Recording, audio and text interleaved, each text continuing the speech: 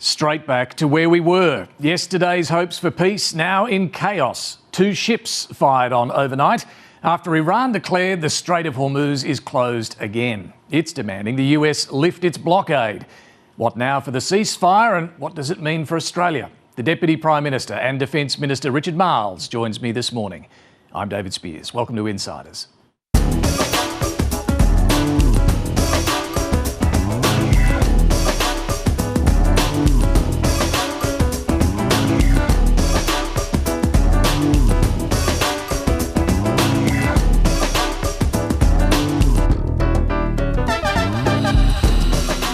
Just yesterday, the US President declared the war was all but over. Iran had agreed to reopen the Strait of Hormuz, and Donald Trump blitzed the media, claiming all his demands had been met. It was a premature victory lap.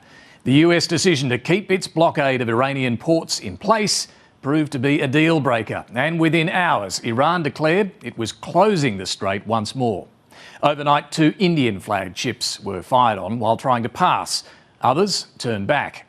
In a sign of growing global exasperation, nearly 50 world leaders, including Anthony Albanese, held a virtual meeting on Friday night to discuss how to keep this vital waterway moving once the war is over.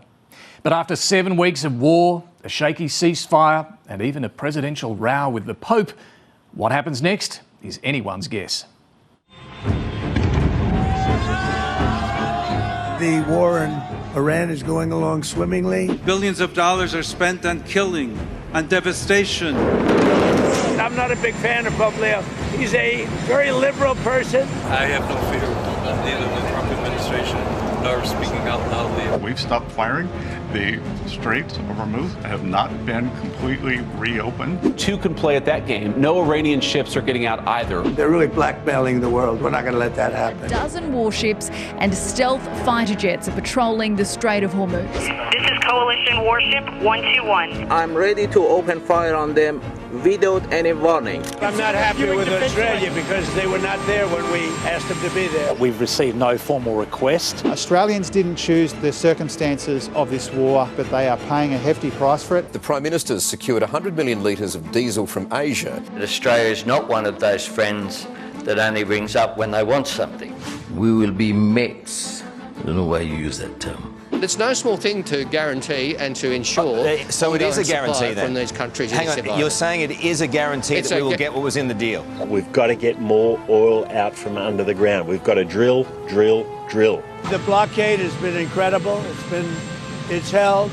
They're not doing any business. He also defended posting an AI-generated image of himself as a Jesus-like figure. I did post it. It's supposed to be me as a doctor, making people better, and I do make people better.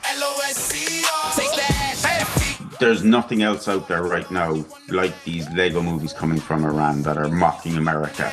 Send them to the slaughter, you the only one to blame. Content that is resonating with a huge audience. Most people that voted for Trump or wanted Trump to be in office, one of the things that was attractive was this no more wars. Now we're in one of the craziest ones. To major breaking news, one of Australia's last 2 refineries has been engulfed in flames. An event that couldn't have happened at a worse time for Australia. Israel and Lebanon have agreed to a 10-day pause in hostilities. Israel's war against Hezbollah there has killed more than 2,000 people. We're always going to be under the foot of the Israelis. It's a breakthrough that could pave the way for a peace deal between the United States and Iran. They've agreed to give us back the nuclear dust. Last night I joined the Strait of Hormuz Freedom of Navigation Summit. If Iran chooses poorly, then they will have a blockade and bombs. Iran has just announced that the Strait of Hormuz is fully open and ready for business. They said I was crazy. We weren't so crazy, were we? The Strait of Hormuz is under full IRGC control and effectively closed. Well, we're joined this week by Jennifer Hewett, columnist with the Australian Financial Review, Osman Faruqi, co-founder of Lamestream Media, and Samantha Maiden, political editor of news.com.au. Very good morning to all of you. Jennifer, what a mess. The Strait opened yesterday, closed today, and the main sticking point right now is this US blockade of Iranian ports. Yes, that's right. What a mess, really. I mean, the thing is, it's pretty clear, particularly because of the economic pressures on both countries, and including now Iran in a very big way. Both sides want a deal, but at the same time, they both want to be able to declare victory. And the US administration, as well as the Iranian leadership, obviously they're going to be making wild claims that clearly no one can trust. But if we go back to the Strait of Hormuz, I mean, in terms of the US aims for the war, it means that the strait will be open at some stage, presumably, just as it was before the war. The leadership will still be in place, and so the only thing that Trump can talk about is if, in fact, the Iranians are willing to give up some of their uranium enrichment, or nuclear dust, as he calls it, I think. Now, that is very unclear still, but what you have is two very belligerent sides still trying to figure out how they can claim victory. It does seem, Osman, over the last week, though, we've seen the US land on something that is clearly annoying Iran. That's this blockade. They put it in place 4 days later. Iran says the strait's open, but they obviously thought that would mean the blockade would go, but it hasn't. I mean, potentially quite reasonably. It's the second time in the last couple of weeks we've seen Iran and the US seemingly be on different terms with what they thought they had agreed to. The first with the ceasefire was Lebanon was going to be part of it. It seems like they weren't. This time around, you can kind of imagine Iran thinking, OK, well, if you want us to open the strait, that obviously means the blockade is going to go. But from Trump's perspective, that's not the case. I think even though there seems to be this mismatch, even though we've got an escalation with Iran attacking this Indian-flagged ship, we are also hearing from the Pakistanis that the negotiations behind the scenes are making some progress. So potentially in the next couple of days, we look at this being just a little bit of a bit of a hurdle on the way to a deal. It does feel like from those negotiators that things are getting a little bit closer. Yeah, it's an interesting point because even Donald Trump, in the comments that he's made overnight, he was still sending cautiously optimistic we're not vibes. getting the incendiary Truth Social posts. Not yet, although you never know, Sam. There's still time. But what does he do with this blockade? He had said yesterday, we're not lifting it until there's a peace deal signed.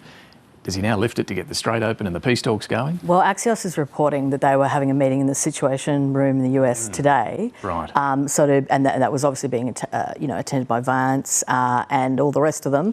I think, look, what I'm really struck by is some of that reporting in the United States, including by our former colleague Jonathan Swan, who works for the New York Times now, that there seems to be this suggestion that the US did not foresee that they would close the Straits of Hormuz, despite the fact that had been talked about for absolutely decades. Iran is clearly saying blaming the blockade for the reason why they're getting back involved in the Straits of Hormuz, and saying that they're going to be policing it pretty carefully, and saying that even clearing mines will be a breach of the ceasefire arrangement. So it's not looking good, and I think that the next week is going to be, obviously pretty critical. But of course, if Trump does remove the blockade, then the pressure on Iran to make a deal recedes again. And so I think that's a very obvious problem. The other, Osman, the other tenuous element of all of this is what Israel is doing. It has agreed to a ceasefire in Lebanon, where it's been pursuing Hezbollah targets. But Trump told Benjamin Netanyahu to stop it. He flat out said, you've got to stop the bombing. Enough is enough. He said Netanyahu was prohibited from continuing to drop bombs. Now, that ceasefire technically is holding, but overnight we see reports that Israeli military said it carried out strikes on terrorists who were approaching its troops in southern Lebanon. It's continuing its demolitions, but not offensive military attacks. And a French UN peacekeeper was killed. President Macron suggesting Hezbollah was responsible for that. So there's still things going on. Yeah. But how significant is this situation to the broader peace? I mean, the fact that this is the remaining kind of shooting part of the conflict is pretty significant. I think there are two issues with the Israel-Lebanon ceasefire as it's operating at the moment. The first is Hezbollah is not an official party to it, right? The Lebanese government is pretty hostile to Hezbollah. They're the ones that have sat down and struck this deal brokered by the US.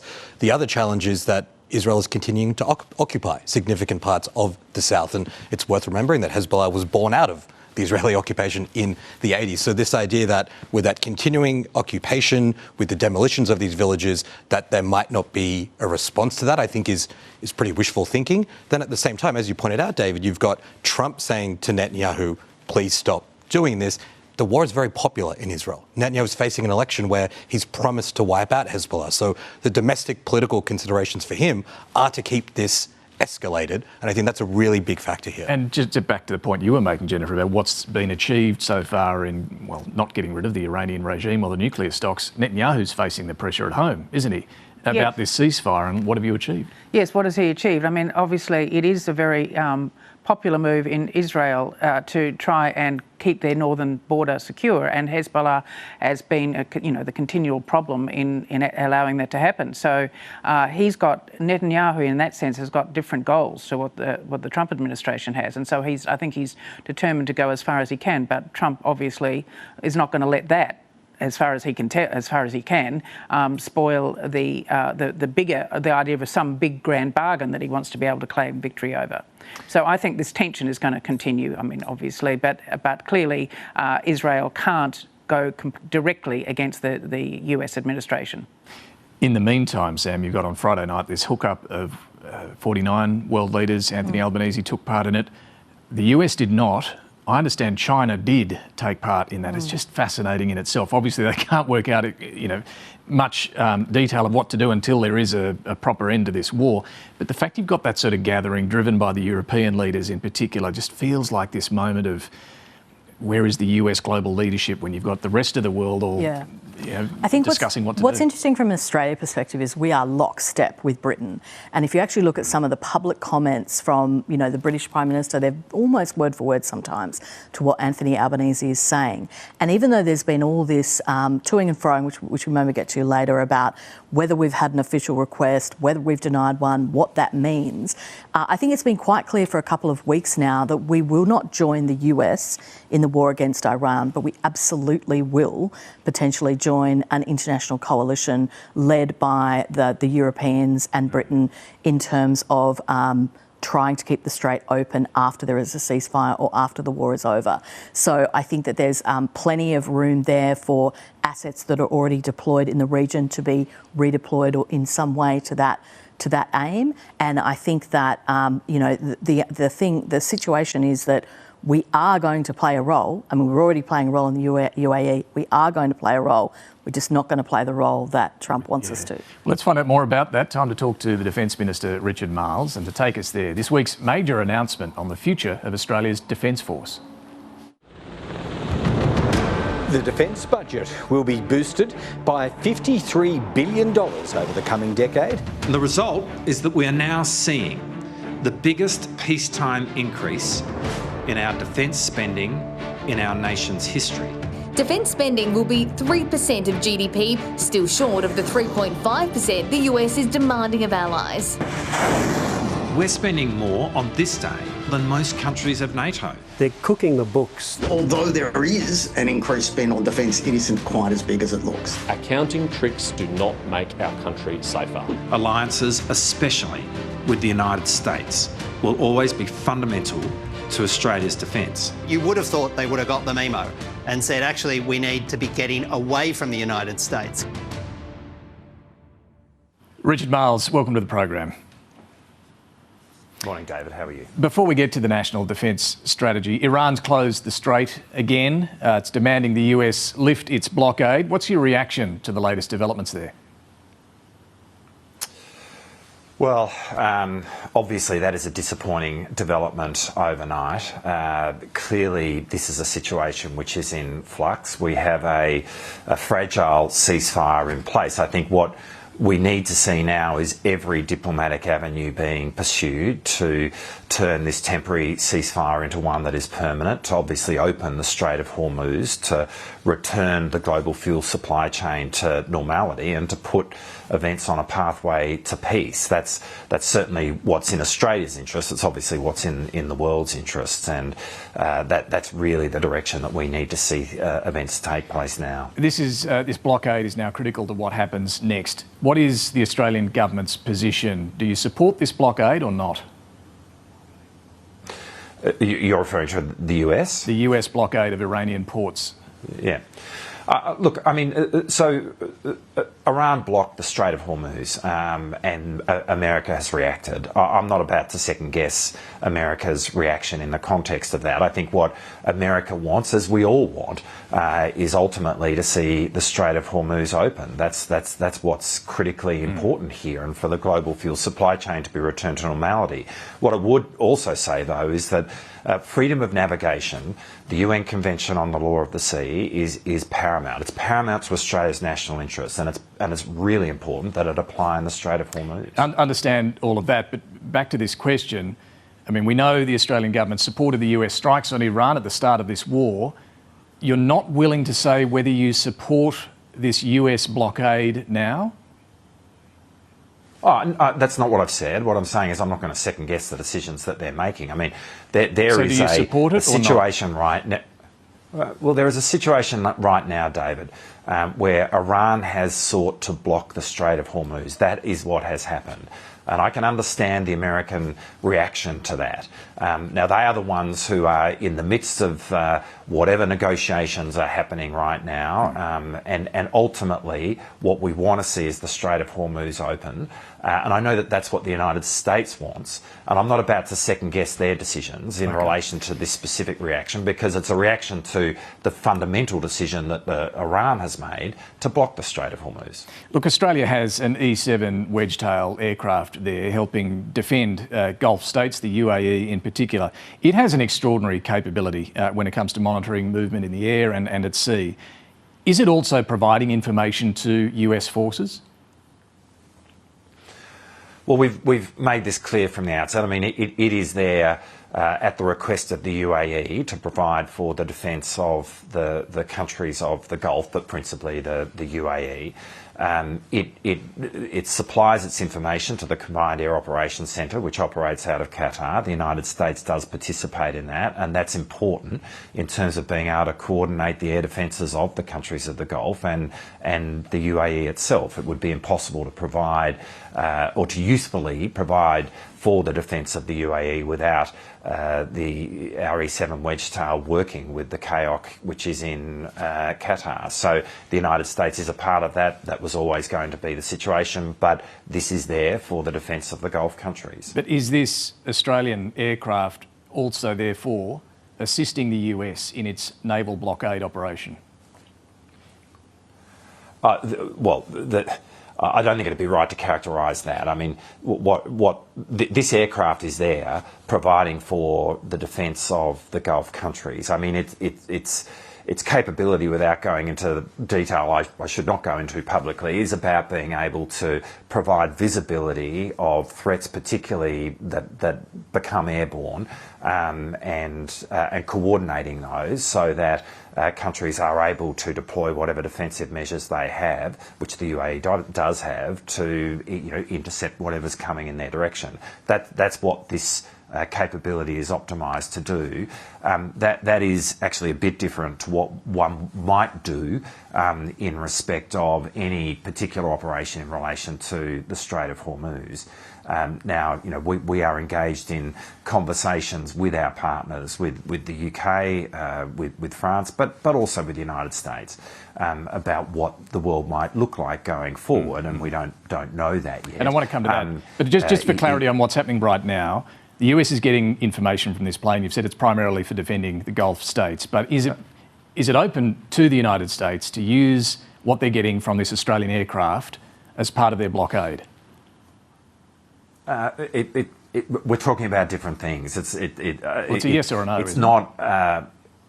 Actually, it's definitely not a yes or a no in terms of how military capability works, but really the fundamental answer, David, is that what this capability is optimised to do is not really something that would be useful in terms of the US blockade. So it's not useful to them and not being used by them? Well, it's being used by the UAE. It is looking at. It has an ability to look at airborne threats, and it is being optimised to look at those threats as they are directed towards the states of the Gulf. So we're not talking about ports in Iran, but the states of the Gulf, and particularly the UAE. That line of questioning actually just isn't relevant in the context of what this capability is doing. It is there there, and its mission from an Australian point of view is there as a defensive mission for the states of the Gulf and particularly the UAE, and that is the job that it's doing. Donald Trump, as we saw the other day, has accused Australia of refusing to help, even when the US asked for help. Is this what he's talking about, help with the blockade in the Strait? Look, I can't give a running commentary on, I'm not going to give a running commentary on what the President says. I can really only tell you, what the situation is from Australia's perspective. We've not had a specific request in relation to contributing any particular assets to any operation. Any sort of request, even not a specific one, but any sort of request? What has been discussed? Well, we actually have embedded ADF personnel in Central Command, which is the US Theatre Command of the US Armed Forces, which operates in the Middle East. So we're not every meeting, but we have some visibility. We are clearly working with our counterparts in Europe, in the UK and in France. There is a lot of thought going on about what kind of operation there might be when circumstances allow. But that's the important phrase here, and we don't know yet what those circumstances are. But I guess, sorry to interrupt, I guess I'm asking more about what the President's talking about right now, not what might come after the war, but has there been any sort of informal, general discussion around can Australia help? Look, there has not been a specific request for any Australian capability. Obviously, we will help. The Strait of Hormuz matters to Australia. It matters that it's open, and it matters that we see the global fuel supply chain return to normal. Yeah, but you keep talking about a specific request, Minister. Yeah. Is there something less specific? I'm not about to go into a whole lot of conversations that have happened, but what I am trying to give you, David, is Australia's posture here. We are working with the UK, with France, with all of our friends and partners, and that does include the United States, in respect of what the future might hold, and we are clearly going to help. But the nature of that help is something that I'm not going to speculate on, because Donald Trump is, though, isn't he? Donald Trump keeps saying he's asked and Australia won't help. I mean, surely that must concern you, because it goes to our alliance, and if he doesn't think we're willing to help when asked, where does it leave it? Well, I've articulated what Australia's posture is. I've said I'm not going to give a running commentary on the President's comments, and from there, ultimately, it's a matter for the President to explain what he's saying. But, we get the significance of the Strait of Hormuz. Obviously will help, but the nature of that is impossible to speculate upon, or at least I'm not going to speculate upon it, when we don't know what the circumstances are going to be. Other than to say, we have a very significant platform which is currently in the region, which right now is being optimised for the defence of the states of the Gulf. And it is doing really important work there. We will continue with the conversations that are being had around what might be planned here. There, in terms of those 49 nations that convened on Friday night. There is another meeting coming up this week which will have more of a defence focus. We will be there. But all of these conversations are based on what circumstances will allow, and none of us know that yet. So what's Australia willing to take to that meeting in London? What are we willing to put on the table? Would it be continuing the E7 wedge tail? Well, again, I'm specifically not going to speculate on what may happen and what we might do. The Straits of Hormuz are relevant to Australia, highly relevant. They matter. We want to see them open. Obviously, we will help. It does not serve for me to speculate about a whole lot of scenarios when we don't know, and no one knows, what those circumstances will be. But we will be participating in these conversations along with these other countries, and we will work that through. When did you last talk to your counterpart, Pete Hegseth, about all of this and Donald Trump keeping on attacking Australia? Is it worth having a chat? Well, I think, understandably, the Secretary of War is very focused on what's happening in Iran. I mean, to be fair, this is we certainly support the objective here of denying Iran a deployable nuclear weapon, but this is not a conflict that has been ours. We have had engagement with the United States. The President's constant suggestion that we're not willing to help the United States, isn't that worth a conversation? Again, I'm not going to continue to give a commentary or do any commentary on the President's comments. I mean, we speak with the United States clearly, but we understand that this is a conflict in which they are engaged, and I think it's understandable that the Secretary of War of the United States would be entirely focused on that. In your press club speech on Thursday, you mounted a strong defence of the US alliance. You described it as fundamental to Australia's national security. Are you worried support here in Australia for the alliance is slipping under this president? Well, I think it's really important for all Australians to understand how significant the relationship is, and that the relationship is not one that should be measured in the context of any given US administration, or for that matter, any given government in Australia.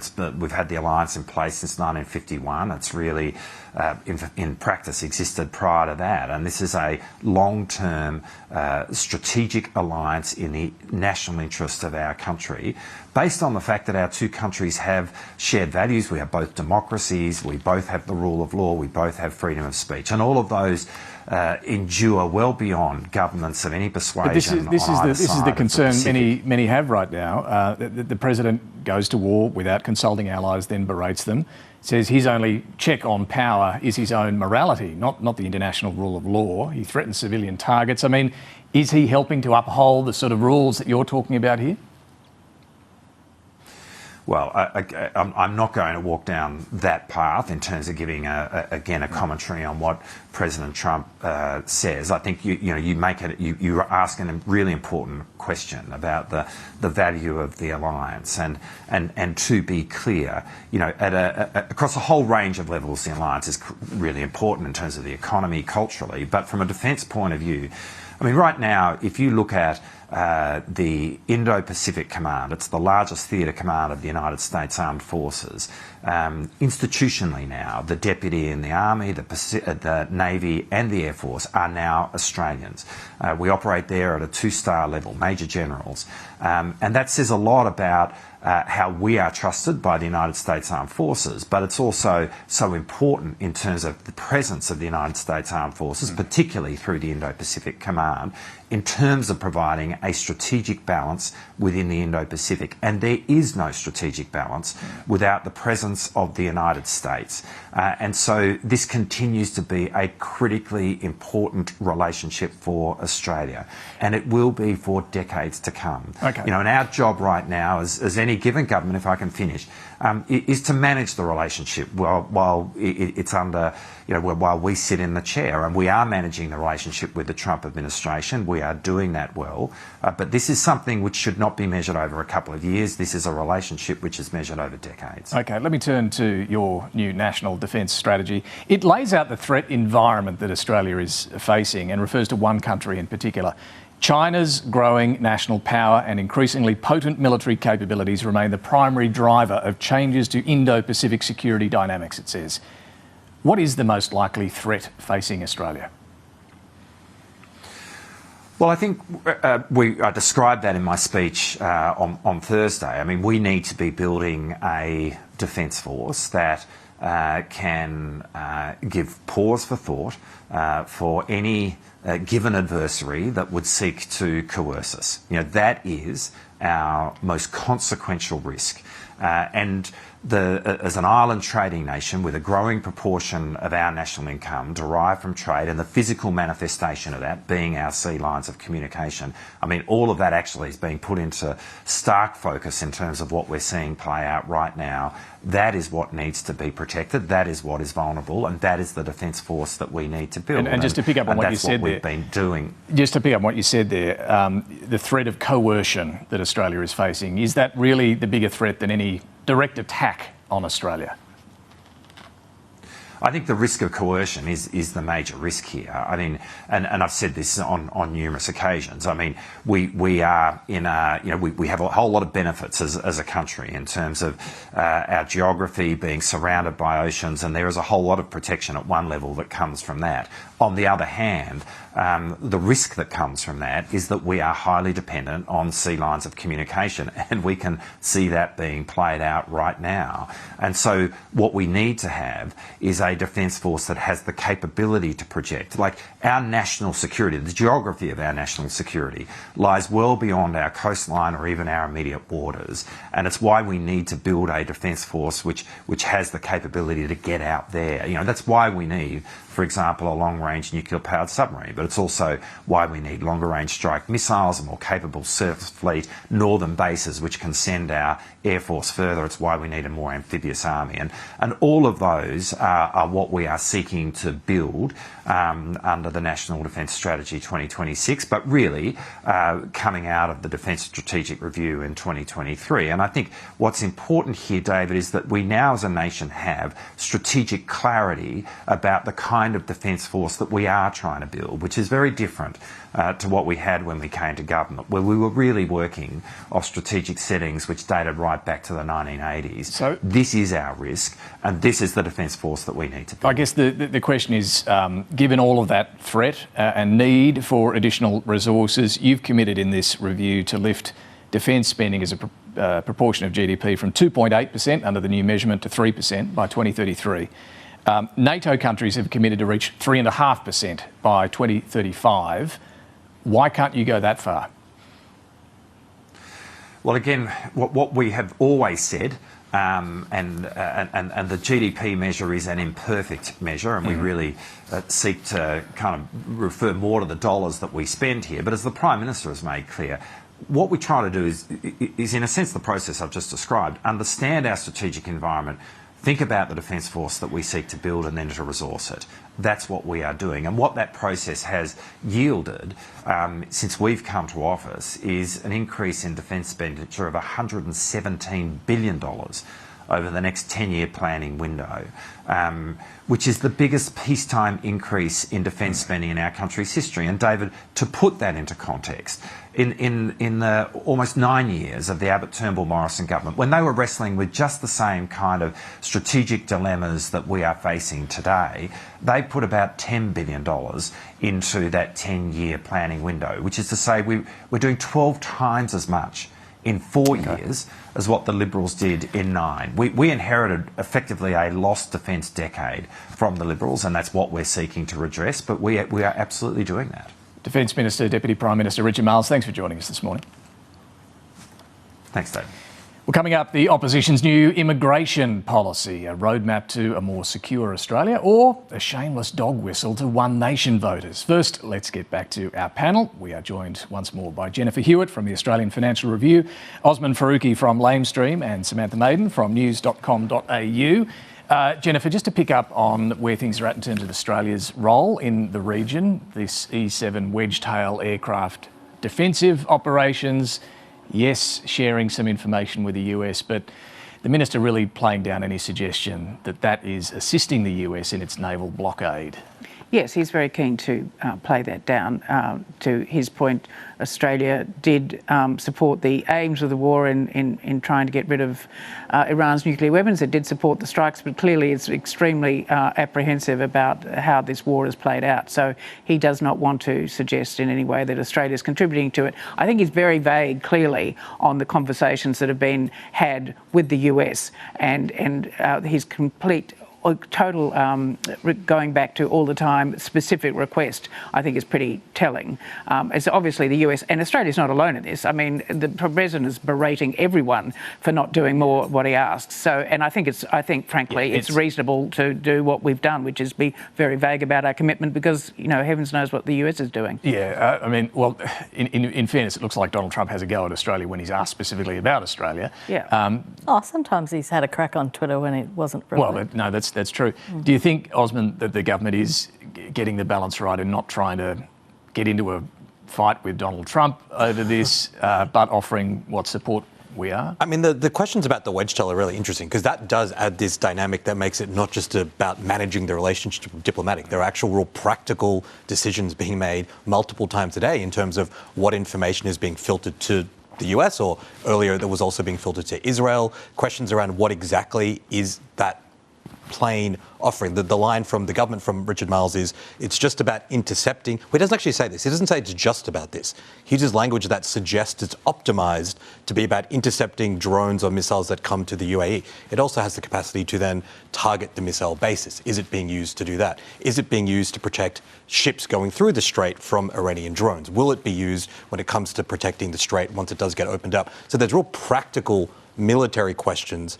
The fact that when Richard Marles is asked by you, David, how that discussion with the US is going, and he says, I don't want to do a running commentary when Trump says publicly, I have not spoken to Pete Hegseth in a while, doesn't suggest there is really that much conversation going on. Yeah. I'm a bit fed up, really, with this whole, toing and froing. I just think that the Prime Minister and the Defence Minister could be a little bit more honest with the Australian public. And, my understanding or my assumption is that, we have not been given a formal request because they know the answer is no. They know the answer is no because of what the Foreign Minister Penny Wong has said in relation to we won't have boots on the ground and so on and so forth. We don't want to be a party to the war. Correct. But, I think that this is just a silly circular argument that's going round and round where they're playing word games. And I think it's too important to be playing word games. So I don't know if the Prime Minister has been asked this, but I would like to know when he had that conversation with Trump about the Iranian soccer players, what else was discussed in that conversation? Did Donald Trump say anything in that context about what he would like Australia to do? I think it's kind of unrealistic, though, particularly with this particular president, to get too specific about what we're doing. At the same time, you've got the Defence Minister saying the relationship is fundamental to our national security. You don't want to come out and be too direct about saying, no, we're saying no to the US. I think that could have all sorts of other consequences. So that's why I think these word games are being played. Cute, right? I mean, the other thing that Anthony Albanese did last week, which was quite fascinating, is he basically said, well, Donald Trump said he doesn't need us. That's what he said. And he was referring there to that tweet where, I'll spare the profanity. I can't remember which one with the profanity. But, basically Donald Trump said, no one's helping us and screw you because we don't need you. And so Anthony Albanese is sort of going, well, there you go. Thank you. There you go. Yeah. In terms of the defence strategy, Jennifer, a lot of focus on the percentage of GDP and whether, we have changed the metric, the way now it includes military pensions and so on to do what NATO does and get a bigger figure. But as I say, most of the defence analysts have said, well, it's in the right direction. We need more drones and missiles, but it's just not enough right now. Richard Marles at the press club seemed to preempt that when he had to go at, what was it, the washed-up bureaucrats and generals. Yes, exactly. The cheap yes. seats. Obviously very sensitive about this, but I don't think there's any doubt. You've got, on one hand, the rhetoric of, the most dangerous strategic circumstances since World War II, and again, it's not just the Labor government that's done this, but then the lack of actual money going through. I mean, obviously, it's very convenient to talk about dollars because dollars are always going to go up, inflation and everything else. The constant talk about, $100+ billion more, etc., was, well, not $10 billion more, $50 billion more, $100 billion more, reminds me a bit of the discussion that Jim Chalmers always has, where he says, oh, we've saved $111 billion, etc. What they don't say is actually, yes, we've spent that and more somewhere else. So I think there's a kind of a bit of a word game going on here, and it's really to just make it obscure the fact that really nothing like the amount of money that we say we need is being spent, and nor is it necessarily being spent in the right areas. There's also a bit of a confronting moment where you look at net savings in the budget documents. Yeah. But here's the thing, all these analysts will argue that, unfortunately, we're not washed-up bureaucrats. Washed-up journalists. No, that you need more now given the threat environment. But are we having the national conversation around what that's going to require? Because even getting to 3%, if we were to do that now, let alone next decade, or 3.5%, what are we going to have to give up? I mean, look, this is the thing. Most defence analysts will say we should spend more on defence. That's not the most surprising thing. But the reality is, if we do get to 3%, even if you want to include the NATO definition, includes things like veterans' pensions, that sort of thing, that means that our federal government expenditure on defence will exceed federal government expenditure on education,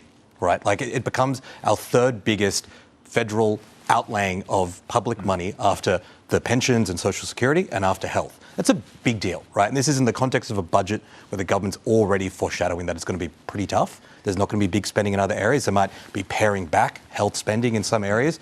I think that is a conversation we need to have, and I think it makes sense to have the defence-focused part of the conversation immediately after the strategy's been announced. But now I think it's time to have a conversation about whether or not this is really what we want to be spending money on. Well, we're only a few weeks out from the budget itself, so it's coming to the crunch. Just on fuel, Sam, the PM's been busy again this week in the region, Brunei, Malaysia. Then he cut short, came back to Geelong after the fire at the refinery there. Yesterday, Chris Bowen did announce some better news. We've got, what did he say, 10 days more fuel now than we had at the start of the war. He's been a busy bee, Albo. He's been carrying around his Bunnings jerry cans with everything he can bring back from Asia. So, I mean, look, that is positive, I suppose. But, I mean, I think there's clearly a longer-term problem that we haven't. But the point is, they're trying to show that they're on it, 100% focused on this and doing all they can right now, and the supplies are a little better than they were. Look, we are 3 weeks now from the budget, but also a very difficult by-election for the Liberals. They're at risk of losing the seat of Farah to One Nation. So to win back voters who've been drifting to Pauline Hanson, Angus Taylor has gone for a new immigration policy, promising to discriminate on values. Ladies and gentlemen, please welcome the Leader of the Opposition, Angus Taylor. The federal opposition has unveiled its hardline migration policy. For an immigration program to work in the national interest, it must discriminate based on values. The opposition leader arguing those values are linked to where people come from. Our nation has paid the price for believing that anyone from anywhere will embrace our way of life. We judge you by who you are, not where you're from. Signing the Australian Values Statement has simply become a tick box exercise. Under the Coalition's plan, the statement would be legally binding. Learning English would be compulsory. Every visa applicant would have their social media scoured. And making a safe country list to fast-track asylum claim refusals. We'll decide who deserves protection and the circumstances in which that protection is granted. The diatribe from Mr Taylor has nothing to do with the national interest and is entirely about sending a message to One Nation. We are disgusted by the politicking of the Liberals today, trying to out-racist Pauline Hanson. Australians are fed up with politically correct preaching on immigration. If they want to pick up my policies, good luck to you, mate. So what does everyone think on this? Is this going to make a substantial difference to the migration system, what's being proposed, or is this more about the tougher rhetoric on subversive migrants who are a drain on society, was the other phrase? Osman, what do you think? I mean, I think it is so much more about the rhetoric than it is about the policies, because Angus Taylor really didn't announce that much when it comes to specifics, and a lot of what he discussed that he would do under a potential coalition government is stuff that the government already has the power to do. We already reject people from visas in this country because of things that they've said on social media. Tony Burke's actually been quite proud about his ability to do that, particularly when it comes to things like anti-Semitism and people who have negative views to communities in Australia. I think still it is really significant, though, that Taylor has made this statement. You said in your introduction, David, that this is coming in the lead up to the Farah by-election. Federal Liberal MPs I spoke to who are pretty critical of Angus Taylor's pivot here have been saying the same thing. This is about Farah more than it is about outlining what an actual Liberal government may do. Whether or not that will work, I'm less convinced. I don't think there is a lot of evidence that when the Liberal Party, or really any major party, tries to shift tack to sort of fend off the kind of right flank, or in the case of Labor, the left flank from the Greens, that doesn't really work. What Labor's been able to do successfully with the Greens is basically say, we don't like you guys, we don't like your policies, we don't think you're serious, we're going to attack you aggressively. It's interesting, though, that the Liberals aren't taking that approach but are instead shifting closer to the one nation policy position. Yes, except that there is a general community mood these days about immigration being too high. So he's trying to do two things at once. So the idea of values, they don't want to say out loud, they certainly don't want to say out loud, we're going to be much more cautious about Muslim immigration. They don't want to say that. But that is what they're saying. That is the implicit message. The lines that we heard from Angus Taylor around the problems, the Bondi shooters, radical Islamic preachers, the pro-Gaza protesters. Who's he talking about? Yeah, but that is actually it's not just, a small proportion of the population who agree with that. But the other issue, of course, is the numbers. And they want to say that, the numbers are too high. Well, of course, who does that affect most? It affects Indian communities and Chinese communities, who are the biggest numbers. They don't want to say that either. Yeah. So that's why there's this kind of code going on. But to suggest that it's just an issue for the right wing, I think is wrong, because I think, Australians in general, I think immigration is very high. But Jennifer, they do care about the numbers, and it has been a legitimate debate for years around, is immigration too high? And you're right, there's a strong mood right now that the numbers are too high. But this isn't about the numbers. That policy is to come. Well, it's about kicking out. That's the second statement was about identifying groups of migrants as being subversive. And in that sense, there are also, and look, he did make this point, there are migrant communities who also have issues with the way the migration system works. It's not just about where you're born. But I think this statement, the risk for him politically is that even if you might have an issue with the numbers, it still looks like someone trying to say these groups of people, because of where they come from and how they look, are bad people, and I think that's a risk. But I also think there's a view, partly because of the numbers, but that integration, in terms of the support for a non-discriminatory policy and high numbers and things, that integration has been overlooked as a very, very important part of the Australian culture. So he's also appealing to that, which again has quite a wide appeal. And that picks up on a global issue, which is really quite fascinating, of in some cases quite progressive governments. I'm talking about Denmark and Europe and other areas that have made this really fascinating shift. The Social Democrats in Denmark are obviously, they've just had an election, but they've previously been in, these weird coalitions, in some cases with right wing. But, you have communities that are generally regarded as quite progressive that have decided that there is a problem in the integration in some communities, all of the things that have been going on in Denmark. I think that the issue for the coalition with this is that, number one, it underlines this great psychological existential crisis within the Liberals. They're completely obsessed with one nation.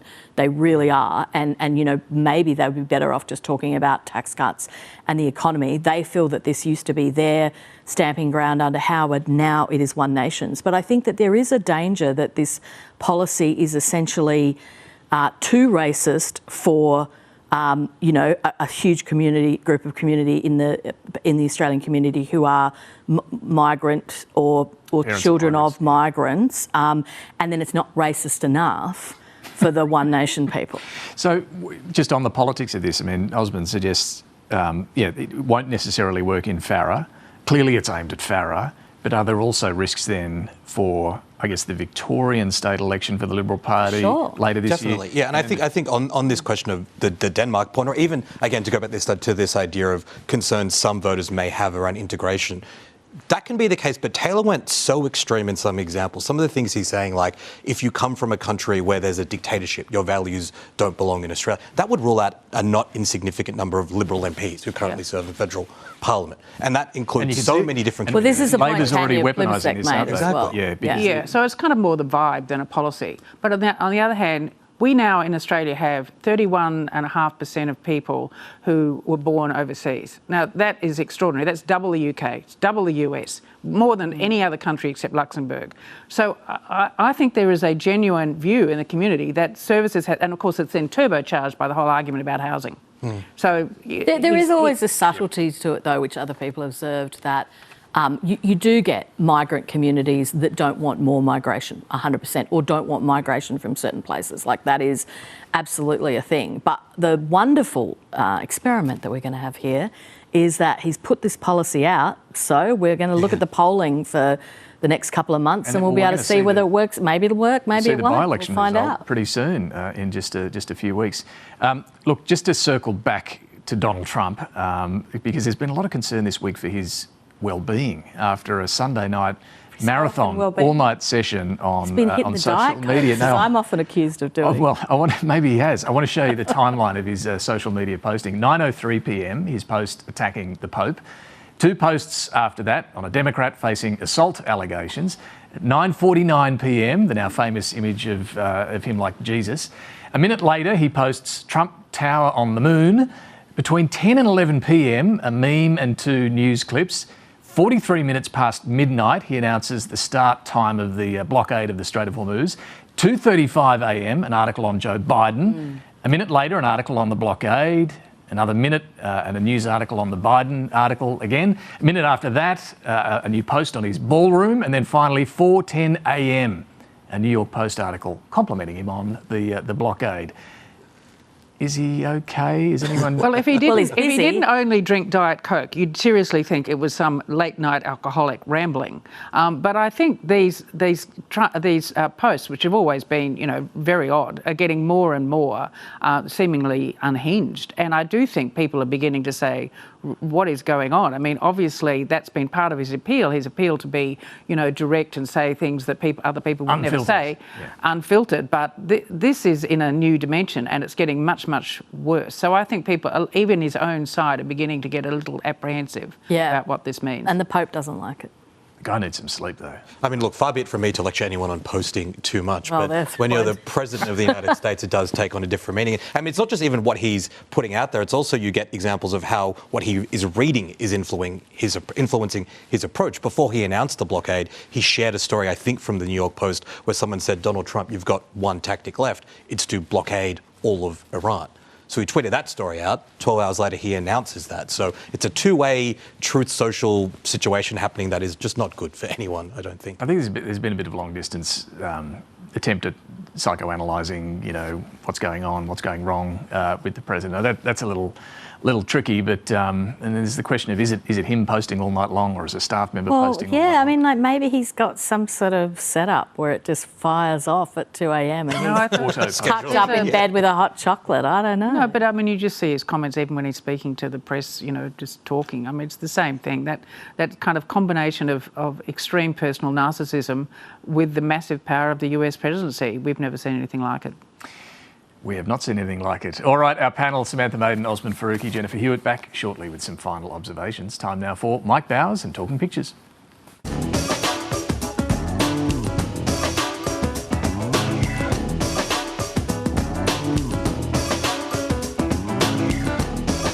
I'm Mike Bowers and I'm photographer at large for the New Daily. I'm talking pictures this morning with cartoonist for the Sydney Morning Herald and Age, Kathy Wilcox, and a very warm welcome back. Good morning, Mike. It's good to be here again. Well, this week the Coalition unveiled its immigration policy and it was same old, same old. Jess Harwood has picked up on this. I love a barbed wire country there. That should keep us safe from Pauline. Yes, it's the ever-shrinking policy. Universe of my values versus yours. I love this, Matt Golding. It's just a beautiful depiction of a very big dog whistle here. Angus Taylor's hardline speech on immigration. Tap, tap. Is this thing on? Very nice, very simple. Peter Brolman's done a cartoon on it. He's got Anthony Albanese, the Prime Minister, on his tour of Asia. Found any fuel, he's on the phone. And there's Jim Chalmers, who is in his hotel room in Washington, saying, no, but Trump has offered loaves and fishes. Yes. Very biblical week from the US My president. word. Mark Knight here, in his wonderful way, is channeling the Mad Max movies, and he's got the Prime Minister Anthony Albanese in the last of the V8 interceptors. Bowen, what we need during the fuel crisis is an ad campaign that educates the public not to be, leadfoots. And government spending. He is the master at cars, isn't he? Mark Knight can draw, and he can draw different cars. Some of us can only draw the same car. Absolutely beautiful, David Rowe. Whose cars always resemble sort of 1980s communist country cars. Yeah, the Trabant. Trumpzilla Queen of the Desert. I don't know, Chris, losing the roof racks makes sense. We could go electric. Yeah, we could go electric. Yeah, no, that is creating a fair bit of drag, you have to say. That is creating a lot of drag. I would say so. And I only just made that up right now. It's amazing. Warren Brown here is, I think that's the front of a Kenworth truck. He's got Catherine King here exchanging the engine for a wind turbine. Righto, ready to blow, it should be. Ready to go. Ready to go, yes. She's adjusted the wind turbine. You seem to think that there's an elephant in the gloom. Something seems to be obstructing the ability for America and Iran to see eye to eye on the peace process. That's all I'm saying. At least they're sitting across the table, even if there is an elephant in the way. Trump thinks he's God's gift. He's very happy that the Pope's brother is a MAGA supporter. Family lunches must be hilarious at their place, wouldn't they? A lovely David Rowe cartoon, Pope a dope, and it struck me that as the US president has said he was actually being a doctor, this is just two doctors scrubbing up for surgery. That's right. There have been some fantastic memes. Matt Golding, I just love this. Every time I see him, I think, Jesus! And every time I hear him speak, I think, Christ! Just a lovely, simple gag again. Once again, straight from the heart of Matt Golding. This was tweeted out by Sarah Palin, Kathy. All right, that's enough. Give me the phone. Yeah. When Sarah Palin is saying you've gone too far, I think you've really gone too far. She's mellowed, perhaps, in her old age. Yeah. Thank you very much for unpicking events this week. I'll let you do the honours. It was my pleasure, and it is back to you, David. Thank you, Kathy. Thank you, Mike. Let's get some final observations. Sam. Well, long-time listeners would remember the absolute fun that David Pocock had in estimates around beer taxes. Look, I hate to break it to the Treasurer, Jim Chalmers, but if he goes for a drive to take his kids to any sporting events this weekend, he's going to be smacked in the face by a giant billboard in his electorate that says 25% gas tax now. Apparently, Pocock has got it for $400 a week, which is an absolute bargain. Yeah. But unfortunately, they've crowdfunded $80,000, so you're going to see them popping up everywhere, including during budget week at the Canberra airport. But just quickly, a 25% gas tax, what are the chances now? Well, the language from the PM as he toured the region seemed to be... He did seem to be kind of putting a bit of a kibosh on it. Is it dead? I don't know. We'll find out in a few weeks. Osman. We talk a lot in Australia about how we don't have a Bill of Rights. It comes up from academics and lawyers a lot, but there's a couple of big court judgments from Victoria and New South Wales that show the Supreme Court's flexing on this issue. Victoria, we saw the donation laws struck down under the implied freedom of political communication, understanding that we have from our Constitution. In New South Wales, the second set of Chris Minns' anti-protest laws was struck down. That's the second set, right? That came after the Bondi attacks. Chris Minns, the New South Wales Premier, has now tried to pass two different reforms to protest laws. Both of them have been ruled as unconstitutional. I think at some point people need to start asking him the question, you're the Premier of a state, the court keeps saying what you're doing on this pretty key issue is not right with the Constitution. What's he going to do next? And what has his reaction been to that court? I mean, they're struggling to say anything. They've said they're going to take their time, they're going to respond. His own party room, when they were voting on that bill, said that there were concerns. Some of his own MPs said there were concerns. Obviously, there's no consequence for that politically or anything like that. It's just you can pass a law, a court strike it down. It happens at a federal level a lot of the time. But I do think there's something interesting happening in New South Wales in particular, where it seems like the government there doesn't really seem to care about the perceived unconstitutionality. They just want to be seen as being tough on protest. Not sure that's an amazing position from which to govern from. Maybe he's thinking third time. We'll see. Jennifer. Health Minister Mark Butler says that the National Disability Insurance Scheme is out of control, and this week he is going to announce some of the changes. But unless it's an actual fundamental redesign of eligibility, it's going to risk being more smoke and mirrors. And if it is more than, there is a real kind of cut down on eligibility, then the complaints about that will be extremely loud. Yeah, look, it's a good one to flag because it's Wednesday at the National Press Club. They're getting this out ahead of the budget, the changes to the NDIS to bring it under control. But we still don't know exactly, do we, where exactly this will land. And means testing seems to have been ruled out, but... Well, means testing has been ruled out, I think. But the thing is, the eligibility and all the people who are on the scheme, not just kids, but, across the board for mental health issues or problems with mental health, that is kind of a bottomless pit at the moment. Yeah, and that is, unless they're prepared to change that, it's going to continue to be. Yeah, all right, we'll tune in on Wednesday. Thank you all for joining us this morning. Finally, this week saw a media conference masterclass from Green Senator David Shoebridge, staying on message despite A rather unusual distraction. We'll leave you with that. Thanks for watching. What a strong and united country we can be. I've never before been interrupted by a robot in the middle of the thing.